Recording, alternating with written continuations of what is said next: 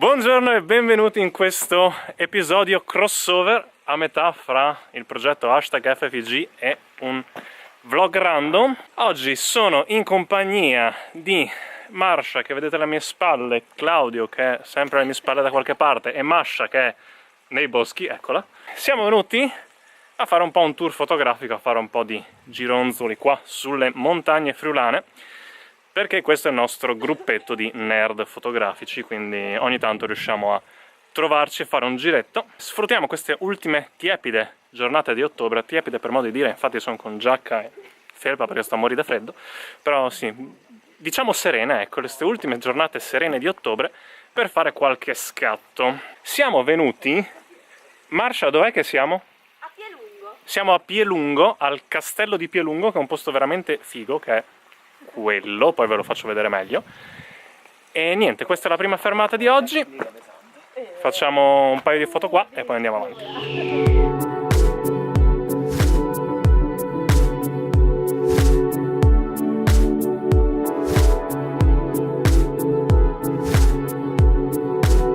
Abbiamo fatto qualche altro chilometro, ci siamo spostati un po' e siamo venuti a cercare le cascate dell'Arzino, un luogo famoso per la sua estetica fotografica, e non lo so, sto dicendo cose a caso giusto per riempire un po' il video, lo ammetto.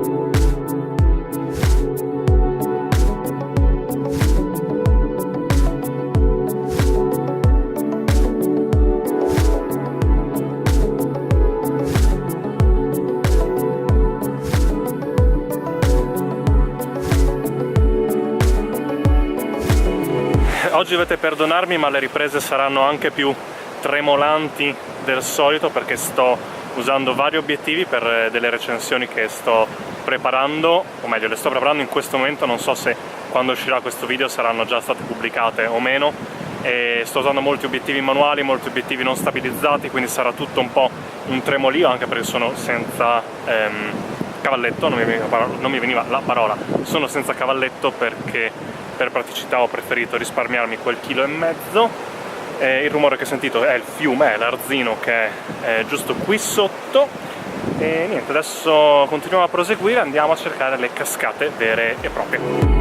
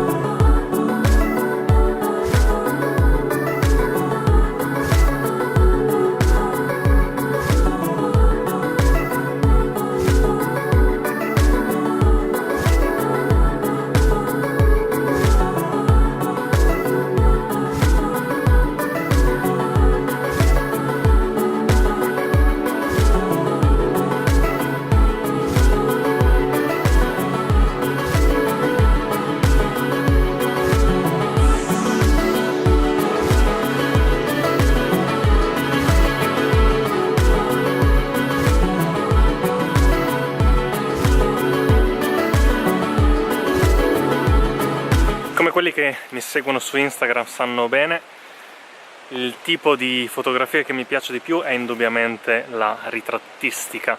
Non so neanche perché tendenzialmente io odio le persone, però mi piace fare fotografie alle persone, fare ritratti. E quindi vi chiederete: che diavolo ci fai nel mezzo di una foresta a fotografare cascate se ti piacciono fare ritratti?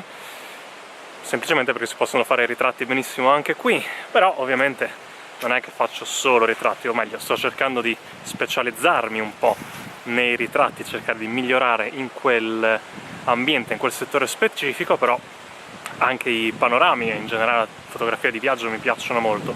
È un gruppo eterogeneo come il nostro, per quanto piccolo, riesce a spronarci a vicenda a fare di più, quindi anche per esempio Claudio, che in questo momento è fissato con le lunghe esposizioni, ci sprona magari a provare quello che sta facendo lui, a provare qualcosa di nuovo, o appunto io che li obbligo a farmi da modelli per fare i ritratti, e quindi sì, è divertente anche trovarsi in gruppo per questo, per provare cose nuove, per imparare cose nuove insieme, per crescere insieme. E in generale, se avete la possibilità, se non ce l'avete, createla, fate in modo di averla, andate sempre a fotografare, a filmare, a fare qualsiasi cosa che vi piaccia in un gruppo di persone che abbiano almeno la vostra passione o che vi spronino a fare di più, perché è davvero la maniera migliore per migliorare in praticamente qualsiasi settore. Quindi questo è un piccolo consiglio, una piccola pro tip da un non pro. Siamo ancora qua sulle cascate, che stiamo facendo gli ultimi scatti. Il sole ci ha fregato un po' oggi, il clima ci ha un po' fregato, perché era iniziato bello limpido, poi è diventato un po' più fosco, è venuto su un po' di foschia, un po' di umido, adesso è tornato un po' più bello, ci sono dei bei colori, però boh, è un po' un periodo particolare dell'anno. Adesso probabilmente ci spostiamo verso un paese che è un sacco di tempo che voglio vedere, che è un paese mezzo abbandonato. Adesso vediamo se andiamo lì o se continuiamo a gironzolare qua nei boschi.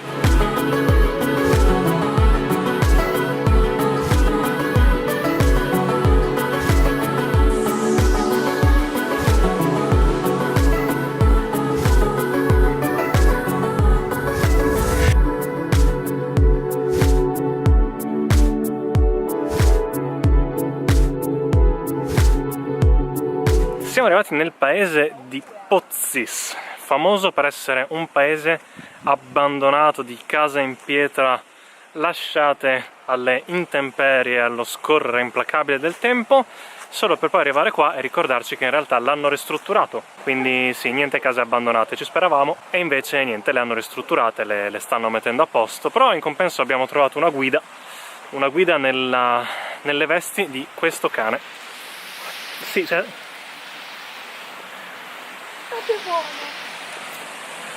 Saluta. Abbiamo trovato una guida nelle vesti di questo cane che ci ha accolto a Pozzis, è l'unica anima vivente che c'è a Pozzis, e ci ha accompagnati lungo tutta la strada, ci ha per qualche ragione portato al cimitero.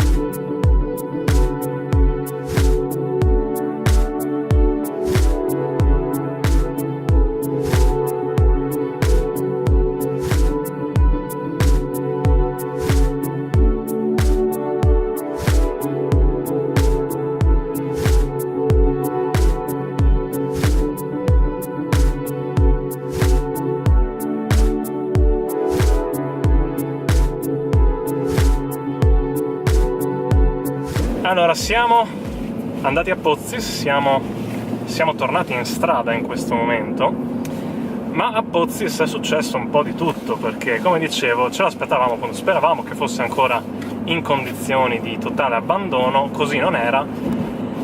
Ammetto che ero un attimino deluso a questa cosa, perché ci tenevo a vedere la Pozzis abbandonata, le varie storie, fantasmi, agana e quant'altro.